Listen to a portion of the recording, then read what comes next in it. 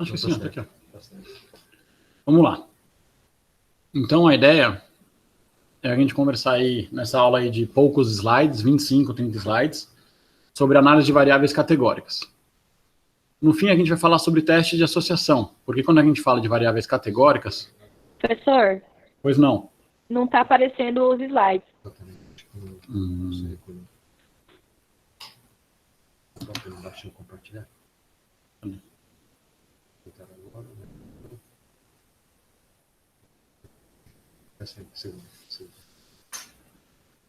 Foi?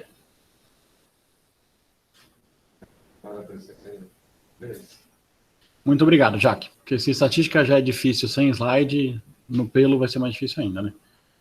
Vamos lá. Então, a ideia é a gente conversar de análise de variáveis categóricas, que, no fim, a gente vai estar falando de teste de associação, que é assim que a gente geralmente avalia variáveis categóricas. Eu sei que vocês conseguem abrir o microfone, mas vamos lá. A gente já teve, em outro momento dessas aulas de estatística, análise de variáveis contínuas. Quem consegue me dar um exemplo do que é uma variável categórica? Ô, Danilo. Morte, e sim, sobrevida. Morreu ou não morreu.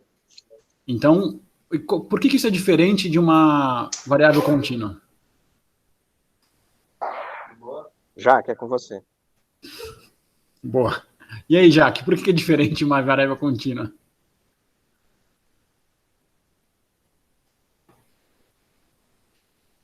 Professor, desculpa, eu não estava prestando atenção, eu estou respondendo R2 aqui na mensagem. Eu imaginei. Desculpa. Então, vamos lá. As variáveis contínuas são aquelas variáveis que você consegue quantificar, você consegue numerá-las. Então, 1, 2, 3, 4, a idade de uma pessoa. Então, isso é uma variável contínua. Se a gente for ver idade, tamanho, peso, isso são variáveis contínuas. As variáveis categóricas são aquelas que são divididas em categorias, como o nome mesmo diz. Então, o Danilo deu exemplo de sobrevida. Esse grupo morreu, esse grupo não morreu. Não é que um é mais ou menos do que outro. É uma categoria. É diferente de uma variável quantitativa, uma variável contínua. Além disso, eu posso ter, por exemplo, o sexo. Homem e mulher. É uma categoria diferente. Eu não consigo quantificar isso. Eu posso ter sítios de punção de um acesso venoso central. Então, eu tenho... eu passei 1000 acessos em subclávia, jugular interna e femoral. Então, são categorias diferentes, mas que não são quantificáveis. Então, aqui, essas são variáveis categóricas nominais. Além disso, existem aquelas chamadas de ordinais. Osófoli, o que seria a diferença de uma variável categórica ordinal para uma nominal? A ordinal pressupõe uma ordem, tipo primeiro, segundo, terceiro. E por que isso não é contínua?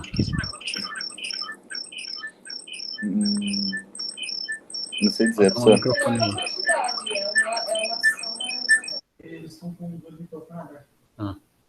E aí, Zófoli, por que isso é diferente de uma contínua? Se eu tenho 1, 2, 3, 4. Uma quantitativa.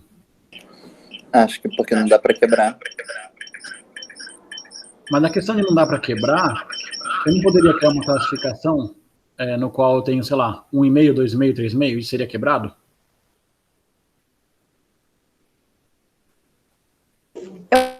Eu acho que é porque não é que esse número indica um número, mas indica uma posição. Perfeito. Então, na verdade, existe sim uma certa ordem entre aquelas variáveis, mas não necessariamente o 2 é o dobro do 1. O 3 é o triplo do 1, o 4 é o dobro do 2, e 4 vezes o número 1. Então, não existe exatamente esse tipo de sequência. Existe uma posição. Por exemplo, eu posso usar a classificação de NIRA para insuficiência cardíaca. A NIRA 1, 2, 3 ou 4. Não quer dizer que se ele é um NIRA 2, ele tem o dobro de sintomas do NIRA 1. Se ele é um NIRA 4, ele tem 4 vezes mais sintomas do que o NIRA 1.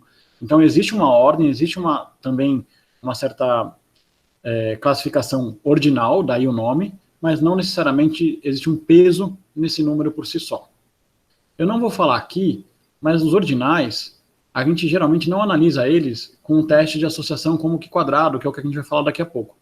A gente pode usar para avaliar essas variáveis ordinais com uma aula que a gente já discutiu anteriormente, que é a análise de variáveis não paramétricas. Então, se a gente tiver lá um NIRA 1, por exemplo, 2, 3, tá difícil aqui de escrever, e 4, eu posso usar eles como se eles fossem variáveis não paramétricas e usar para essa análise um Wilcoxon, um Mann-Whitney, que são todas aquelas análises que a gente discutiu numa aula anterior.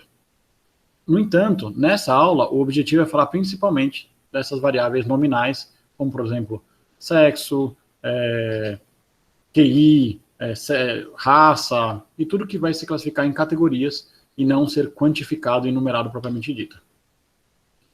Eu até posso, quando eu vou usar variáveis contínuas, categorizá-las, que não é o objetivo dessa aula.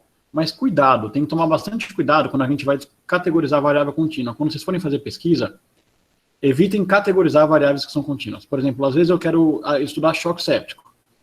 E eu penso que choque séptico vai ser definido por uma PM menor que 65. Aí eu posso lá no meu banco de dados colocar, olha, esse paciente fez menos ou mais de 65. Eu só marco um X se ele fez menos e não marco um X se ele fez mais. Isso é categorizar uma variável contínua. Mas a gente sugere por não fazer isso. Cláudia, por quê?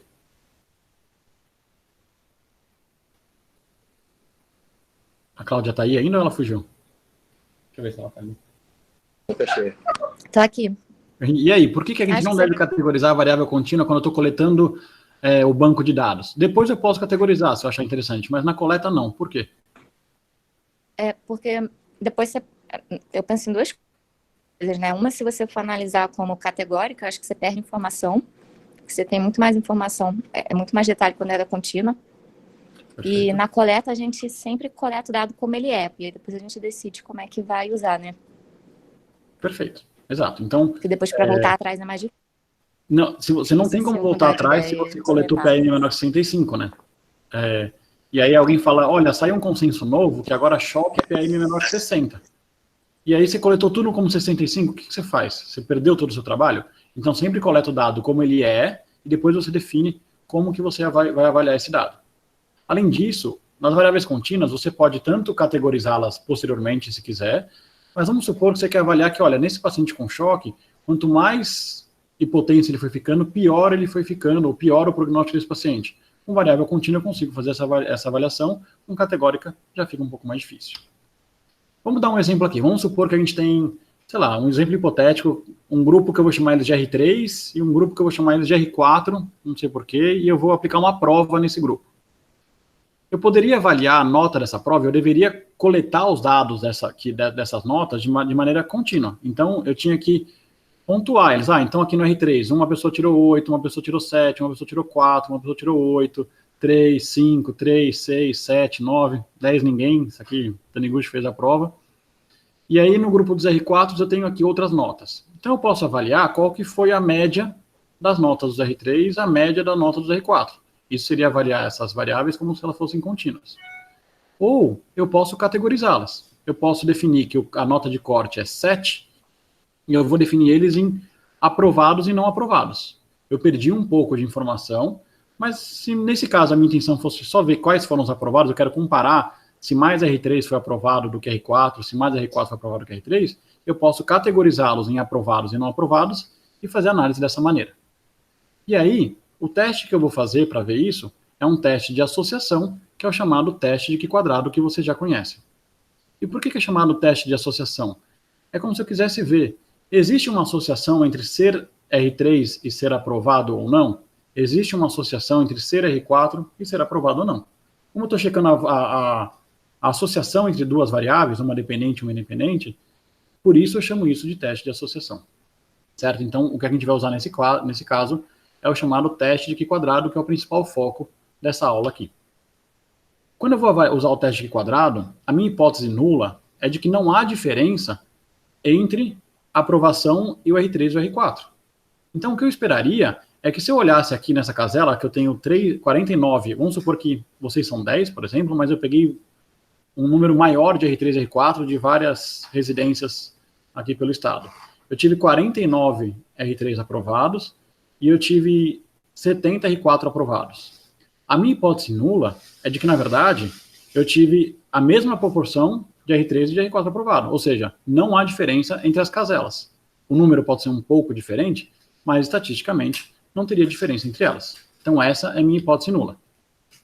Quando eu vou fazer o cálculo do Q quadrado, é simples. Eu vou avaliar qual é o resultado que eu tenho naquela casela. Então, aqui nessa casela eu tive 49 R3 aprovados, eu tive 50 R3 não aprovados, eu tive 70 R4 aprovados, eu tive 32 R4 não aprovados. Então, eu vejo o valor dessa casela e esse vai ser o meu resultado observado. Eu vou contrapor isso com o resultado que eu esperava para aquela casela. Como é que eu faço isso? Aqui embaixo tem, deixa eu só ocultar aqui, tem o cálculo que eu vou fazer. Então, para essa primeira casela aqui, que eu estou mostrando aqui, então para essa primeira casela, eu vou ver, bom, o número total de aprovados foi de 119. E eu tenho 99 R3 no total de residentes. Então, eu vou fazer que o número esperado para essa casela daqui vai ser 119 vezes a proporção de R3. Então, eu cheguei que o número esperado foi de 58,6. Então, eu tive 49 R3 observados como aprovado, e o que eu esperava era que fossem 58,6. E eu vou repetir esse processo para todas as caselas.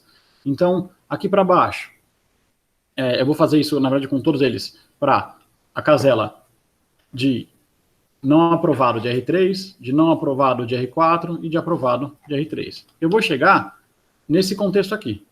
Então, eu vou ter, mesma informação, 119 total de aprovados, vezes 102 R4 totais, sobre o 201, que é o número total de residentes. E eu cheguei a 60 de número de esperado aqui nessa casela aqui. E eu vou repetir todo esse processo para todas as caselas, e eu chego em números que vão preencher como se fosse uma segunda tabela, uma tabela de valores esperados, e não de valores observados. E eu vou confrontar essas duas tabelas. Então, eu tenho a frequência observada, ou seja, o que eu tive, na verdade, quando eu vi a nota de aprovados e não aprovados de R3 e R4, é essa tabela daqui que eu estou mostrando para vocês.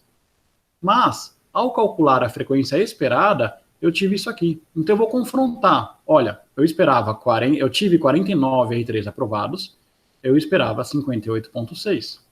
Eu tive 70 R4 aprovados, eu esperava, se a hipótese nula fosse verdadeira, 60,3. Então, eu vou confrontar uma com a outra.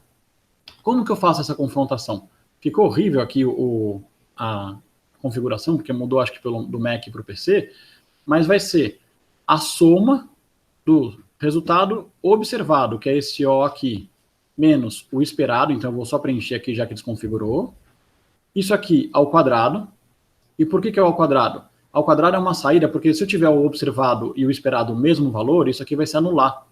Ou, além disso, se isso aqui ficar um valor negativo, eu não vou usar o valor negativo na fórmula. E ao colocar ao quadrado, eu consigo fazer com que seja sempre positivo. Sobre os resultados esperados.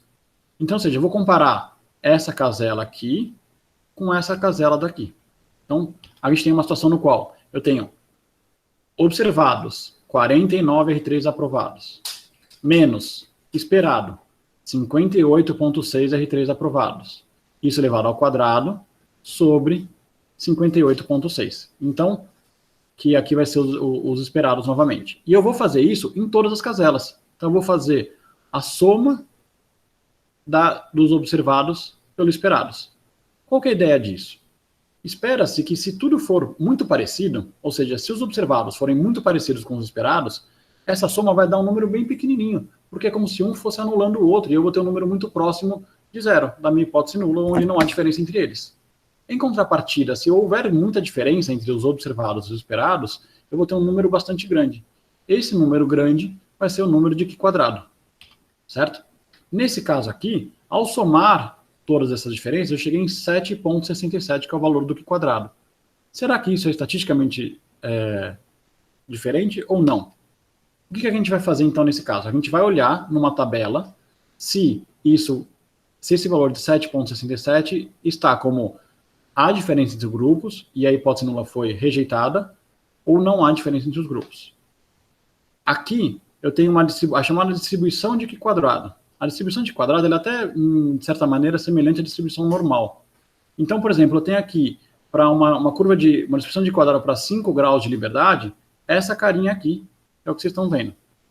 Então, se eu estiver muito próximo da hipótese nula, eu vou aceitar a hipótese nula. Em contrapartida, se aquele número que eu calculei do Q quadrado estiver muito alto, eu estou distante da hipótese nula, eu vou rejeitar a hipótese nula. Como é que eu vou fazer isso? Eu vou olhar numa tabela de graus de liberdade. Ela ficou toda arriscadinha aqui, mas como é que eu vejo isso? Então, graus de liberdade vai ser o número de linhas da minha tabela, menos 1, vezes o número de colunas da minha tabela, menos 1. No nosso caso, era uma tabela de 2 por 2. Então, 2 menos 1 vezes 2 menos 1, deu 1 vezes 1, que dá 1. Ou seja, então eu tenho 1 grau de liberdade. Eu vou na nossa tabelinha de graus de liberdade e olha, com 1 grau de liberdade, aqui estão os valores de referência. O nosso número é 7,67, que a gente descobriu para aquela tabelinha de aprovados e não aprovados. 7,67 está mais ou menos nesse ponto aqui, acima de 6,63, abaixo de 10,3. É uma aproximação. Logo, P, neste caso, é menor do que 0,01, mas maior do que 0,001. Ou seja, há diferença entre os R3 e os R4 quanto ao índice de aprovados e não aprovados. Tudo bem? Deu para entender? Danilo? Danilo? Deu para entender sim, professor. Obrigado. Fico feliz. Obrigado. Então vamos lá. No final das contas, o que parece um pouco confuso é mais uma ideia de construir uma tabela, vejo o que eu observei, construo outra tabela com os números que eu esperava, confronto essas duas tabelas, se eu vejo que elas são muito parecidas, eu aceito a hipótese nula. Se eu vejo que elas são diferentes, e ver que é diferente vai ser pelo Q quadrado, e aplicando isso numa tabela de graus de liberdade, aí eu vou rejeitar a hipótese nula. É assim que a gente faz. Dá para fazer na mão isso. Então o Q quadrado é um teste simples que pode ser feito na mão. É claro que conforme a tabela vai ficando maior, isso vai ficando um pouquinho mais difícil. Além disso, eu posso avaliar risco. Quando eu estou falando de teste de associação, cortes, eu consigo avaliar risco, intervalo de confiança e risco relativo, que isso vocês já tiveram em aulas anteriores, só falar rapidamente. Vamos ver, aqui eu posso dizer que o risco de um R3 ser aprovado é de 49 sobre o total, sobre 99 R3. Então o risco seria de 49%. O risco de um R4 ser aprovado é de 70 sobre 102. Então o risco maior de 60%. Eu posso, inclusive, ver, por exemplo, qual que é o intervalo de confiança 95%, porque esse número de 49 ele é um número único. Então eu consigo avaliar, esse 49 ele é um número absoluto, mas existe um intervalo de confiança no qual a maior parte, o 95% dos R3, vão estar dentro desse intervalo. E o cálculo vai vir pela proporção, que é essa que a gente calculou, mais ou menos 1,96, que seria a questão do desvio padrão, raiz quadrada da proporção, menos 1, vezes 1 menos a proporção, sobre o N total da amostra. Colocando isso na fórmula, nesse caso nosso, então eu vou ter que o risco é de 49% dos R3 sejam aprovados, um intervalo de confiança de 0,39 a 0,58. Eu poderia fazer a mesma coisa para os R4 e entender o intervalo de confiança, e aí eu vou saber que 95% dos residentes do terceiro ano vão estar aqui nesse intervalo com relação à aprovação ou não. Desculpa, de amostras semelhantes a essa vão estar nesse intervalo. Além disso, eu consigo calcular o risco relativo, nesse caso. Então eu vou pegar, aqui eu tive uma incidência de 49% de aprovados e uma incidência de 68% de aprovados entre R3 e R4. O risco relativo, vocês sabem melhor do que eu, seria a incidência nos expostos sobre a incidência nos não expostos. Então ficaria aí de 0,49 sobre 0,68. Então o R3 tem um risco menor de ser aprovado do que o R4. Ele tem um risco de 0,72 de ser aprovado, tá? Quando comparado ao R4.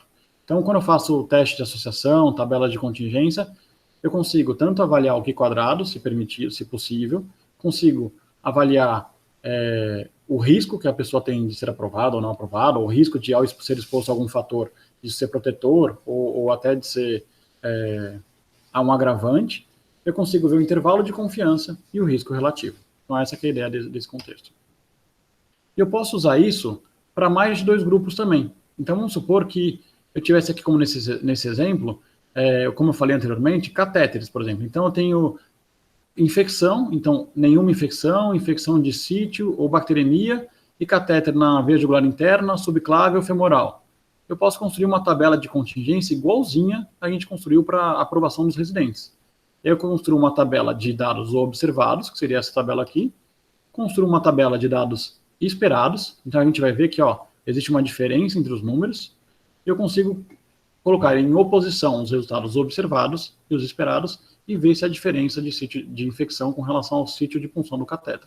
Eu posso usar o Q² para 2 grupos, posso usar o Q² para 3 ou mais grupos, quando eu achar que eu tenho uma variável categórica que eu quero analisar. Quando que eu não vou usar o Q²? O Q², ele é ruim quando a amostra é pequena. Ele acaba dependendo um pouco da curva ter uma certa distribuição próxima à normal. Ou seja, ele depende daquela teoria, do teorema que a gente já falou lá atrás, na aula de variáveis contínuas, acho que antes da epidemia, que é o teorema do limite central, no qual toda amostra que ela é grande o suficiente, ela adquire um comportamento próximo ao comportamento de uma amostra paramétrica. Então, eu preciso ter um N razoável para poder aplicar o Q². E a definição de N razoável é que eu preciso que pelo menos, eu preciso de 80% das caselas, dos quadradinhos da minha tabela, tenham mais do que 5 pontos, ou seja, mais do que 5 observações. Então, eu não posso fazer uma tabela que eu comparei 10 residentes com 10 residentes e em algumas caselas eu tenho só 2 residentes. Isso não pode, o Q² ele perde poder e ele torna-se errado, então ele vai dar um cálculo errado para a gente. Ele vai perder poder com amostras pequenas, e além disso ele é inadequado, não se aplica quando eu tenho mais de 20% das caselas com menos do que 5 itens participantes ou o que quer que seja o valor. Além disso, eu não posso usar o Q² para valores pareados, e a gente vai usar um outro teste. Quando a amostra é pequena, se eu não posso usar o Q², o que eu vou usar? Eu vou usar o chamado teste exato de Fisher. Teste exato de Fisher é o quê? É um teste bastante difícil de ser calculado na mão, na verdade não possível de ser calculado na mão, no qual eu tenho aquela mesma tabela que eu mostrei para vocês, e eu nomeei aqui essa caselinha como A, B, C ou D. Ele vai tentar avaliar todas as possibilidades de um valor para cada uma dessas caselas. Ele vai confrontar todas essas possibilidades umas com as outras. Então ele vai variar todas as possíveis combinações e vai ver o quanto que isso está distante daquele valor zero, que seria o nosso valor de Q². Então eu vou fazer A mais B fatorial, coisa que é difícil a gente fazer na mão, vezes C mais D fatorial, vezes A mais C fatorial, vezes B mais D fatorial, sobre A fatorial, vezes B fatorial, vezes C fatorial, vezes D fatorial, vezes o N fatorial. Ou seja, é um cálculo bastante complexo, mas que diferente do Q², que me dava uma aproximação do valor de referência, ele vai me dar o valor exato, por isso é chamado de teste exato de Fisher. No entanto, o problema, ele tem a vantagem de ser um valor exato e não aproximado, e ele não tem essa limitação de não poder ser usado em amostra pequena. Então, o que vocês vão fazer de rotina é, eu tenho uma amostra grande, uso o Q², é mais fácil, pode ser feito na mão, é mais tranquilo. Eu tenho uma amostra no qual eu tenho caselas com um número pequeno observado, aí eu não posso usar o Q², eu tenho que usar o teste exato de Fisher. Ele é melhor. Por que eu não uso, então, o teste exato de Fisher em todas as vezes? Amostra pequena ou amostra grande? Primeiro porque ele é complexo. Então, vocês viram que é inviável fazer cálculos fatoriais na mão. Então, eu preciso sempre de um software para usar. Mas se eu tiver um software, eu não posso fazer sempre o teste exato de Fisher? Posso. No entanto, em amostras muito grandes, na verdade, não é só a amostra grande. Quando a tabela tem muitas caselas, uma tabela 10 por 10, 20 por 20, ele tenta fazer esse fatorial e tentar aproximar e convergir para um valor de Q², ou aquele valor do teste exato, na verdade, não é Q², ele tenta convergir e ele não consegue. Então, às vezes, a gente já tem vezes que você joga ali no software para ele rodar o teste exato de Fisher numa tabela de contingência muito grande, ele fica rodando, e ele não converge para um valor. Então, às vezes, ele simplesmente é impossível de ser feito. Mas nesses casos que a amostra é muito grande e que é impossível de usar o teste exato de Fisher, o teste do Q² é adequado. Então, se eu não conseguir rodar com Fisher, eu vou lá e rodo com Q². Tá? E eu não vou usar o Q², então, quando a amostra é pequena, e como eu falei anteriormente, quando os valores são pareados. Nesse mesmo exemplo que eu falei que eu tenho um grupo de R3 e um grupo de R4. Osófone. Então, nesse mesmo exemplo, eu tenho um grupo de R3 e um grupo de R4, e são amostras não pareadas ou independentes. Pensando no mesmo exemplo de residente, como que você falaria que são valores pareados? Consegue me dar um exemplo?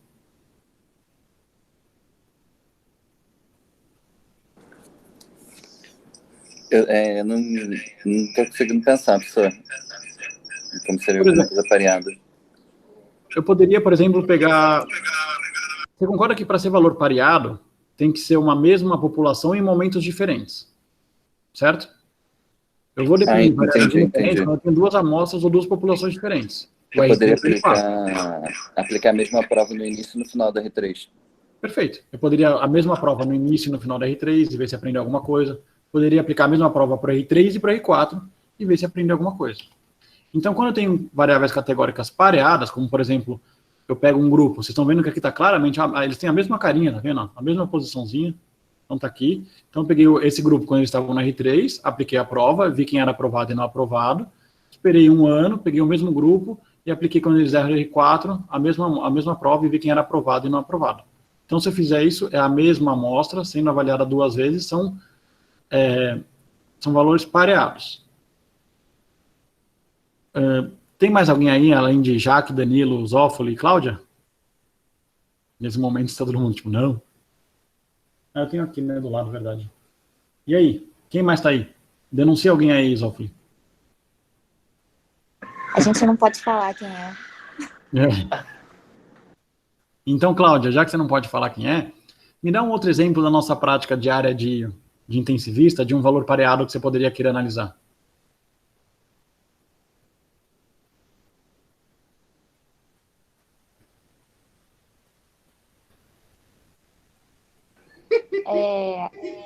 Eu tô pensando aqui, porque o pareado normalmente é antes e depois, pode ser, não sei, momentos, por exemplo, uma intervenção, talvez, antes e depois da intervenção.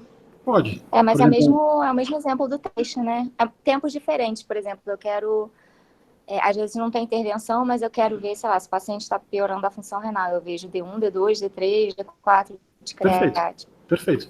E aí, vamos supor, se você quisesse usar variáveis pareadas de uma análise, me dá um exemplo exatamente do que você falou de função renal. Só que se você colocar um número da função renal, a creatinina, isso é categórico ou contínuo? Contínuo. Então me dá um exemplo do que você faria nesse caso para categorizar. Dá um exemplo de categorizar a função renal e aplicar amostras pareadas. Eu posso usar o Akin, né, e ver se ele piorou da classe. Poderia, mas o Akin é categórica ordinal ou categórica nominal? Ordinal. Então até poderia, nesse caso, usar o Wilcoxon, eu poderia usar o Man Whitney. Você faria como, então? Eu posso usar sim ou não, insuficiência renal. Por exemplo, não teve insuficiência renal 0, teve 1, sim. Aí eu queria botar sim ou não categorizou. em cada dia. Perfeito, exato. Então você dividiu em D1, D2, D1 e D2, insuficiência renal sim ou não. E aí o critério que você usou de insuficiência renal é um critério arbitrário que você definiu ou que está na literatura, e aí você escolhe. Perfeito. Então aí seriam variáveis categóricas pareadas. E nesse caso o que a gente vai usar é o chamado teste de McNamara, que é esse aqui que a gente vai usar.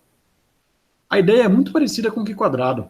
Ele vai avaliar os valores discordantes. Ou seja, eu tenho aqui, se eu apliquei no R3 e no R4 a prova, eu tenho o aprovado e o não aprovado. Esses são valores discordantes. Então eu vou pegar a casela onde são discordantes, então esse aprovado com não aprovado, e esse aprovado com não aprovado aqui.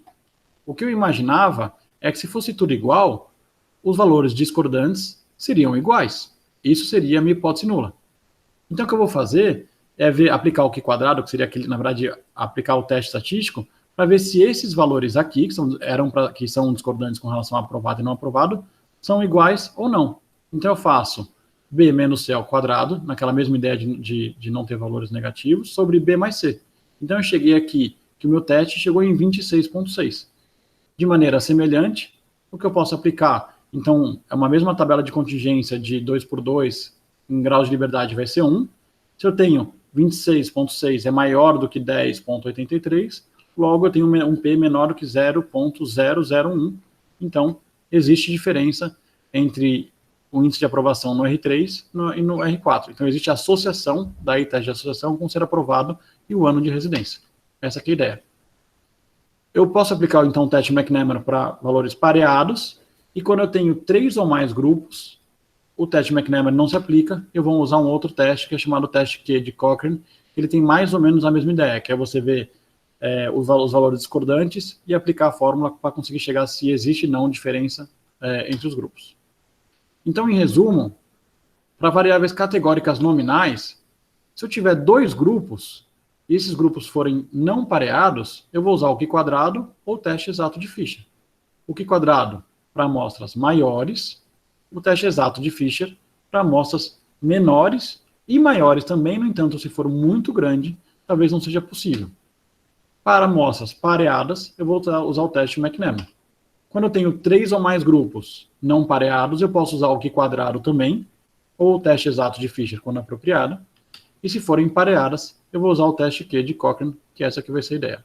Então, no fim, é só isso que sobrou para você analisar variáveis categóricas. Vocês têm que ter esses nominhos na cabeça para ver, quando vocês leem o texto, se foi aplicado adequadamente, se foi bem feito, se tinha sentido ter usado, se não tinha sentido ter usado.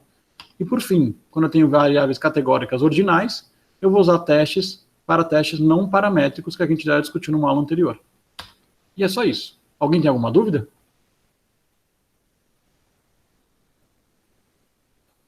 Eu não enxergo nada aqui. Mas acho que é isso, pessoal. Professor, por que vai dar errado usar o Q² para pareado? Porque quando você tem uma amostra muito pequena... para pareado? É que, na verdade, o que você vai fazer quando é teste pareado, você precisa avaliar só os discordantes. Você não é um grupo totalmente diferente. Então, você consegue aplicar, você pode falar, olha, eu podia falar que não era pareado, que era um R3 ou R4, eu poderia simplesmente usar a mesma fórmula. No entanto, você precisa fazer uma correção para o fato de ser a mesma amostra. Ele carrega um certo carry-over, assim, ele tem aqueles dados que já eram dele, ele carrega com ele consigo. Então, isso dá um valor errado. Não errado, mas é mais difícil de você ter um falso positivo. Mais fácil ter um falso positivo. Acabaria se aproximando a zero o esperado do que o que eu tenho. Exato. Entendi. Mais alguma dúvida? Agora eu vejo aqui que tinha um monte de gente aqui, agora que só que eu fechei. Mas enfim, acho que é só isso, pessoal. Obrigado, essas aulas assim elas são um pouquinho mais confusas, mas qualquer coisa depois a gente discute em conjunto. Valeu, um abraço.